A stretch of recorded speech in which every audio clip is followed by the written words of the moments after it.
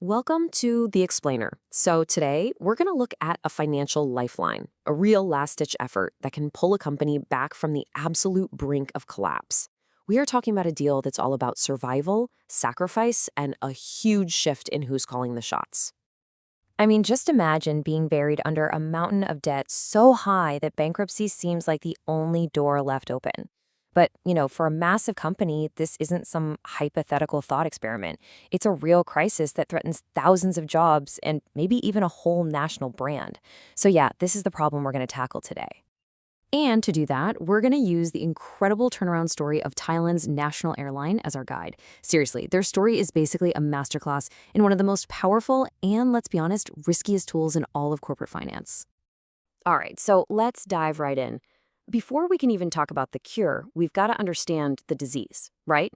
So picture this. It is 2020, and Thai Airways is in a complete and total financial nosedive. The situation was, to put it mildly, dire. The company was technically insolvent, which is just a fancy way of saying they owed way, way more money than everything they owned was even worth. You had years of losses, and then bam, the pandemic hits. The airline was completely crippled. And this number, wow, just look at this, 12.5x. That was their debt-to-equity ratio. In plain English, for every single dollar of value the owners had in the company, there were over $12 of debt piled right on top. Now, to put that in perspective, a healthy company, they might be sitting around, say, 2x. This wasn't just bad, this was called the paramedics territory. So, you've got this company on the brink of total collapse. It desperately needed a lifeline, and that lifeline came in the form of a court-supervised plan. And right at the heart of that plan was this powerful strategy, the debt-for-equity swap. Okay, so what is this thing, really? This debt-for-equity swap? Well, at its core, it's a complete rewrite of the financial rulebook for the company. Who owns what and who is owed what, it all gets turned on its head. The concept itself is surprisingly simple. The banks, the lenders, all the people the company owes billions to, they just agree to forgive the debt. They literally tear up the IOUs. Now, you're probably asking, why on earth would they do that? Well, think about it.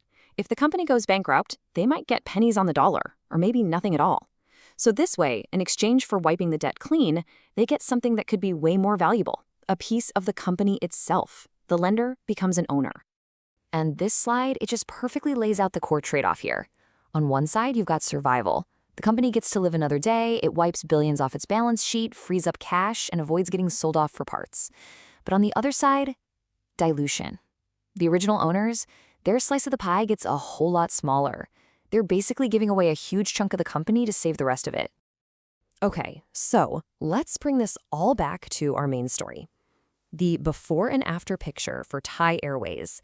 It is, and I'm not exaggerating, genuinely stunning. All right, so here's the before snapshot. Like we said, dangerously overleveraged, technically insolvent with that negative equity. And you can see the Thai government was the biggest shareholder, owning almost half the company. And boom, there's the after. Just like that, by swapping all that debt for ownership, the entire financial picture is transformed. That insane debt ratio plummets down to a much healthier level. The company is solvent again. And look at this. This is huge. The government is no longer the majority owner. Yeah, I mean, this chart just says it all, doesn't it? Just look at that drop, from 12.5 all the way down to 2.2. This wasn't some minor tweak. It was a radical financial surgery that made the company stable again and gave it the breathing room it desperately needed to fix its actual business. And this right here might be the most critical shift of all. The company's former lenders, they're now its new owners. Huge institutions like Bangkok Bank went from just being creditors hoping to get their loan back to owning a massive chunk of the airline. And all of a sudden, their entire incentive changes. It's not just about getting repaid anymore. It's about making sure the whole airline succeeds for the long haul. And you got to understand, this wasn't some weird one-off trick that only this airline pulled. This kind of swap is a standard, pretty powerful tool used all over the world. This strategy has been a go-to move in major financial crises for years. We saw it used all over the place to rescue companies after the 2008 meltdown, and then again during the pandemic.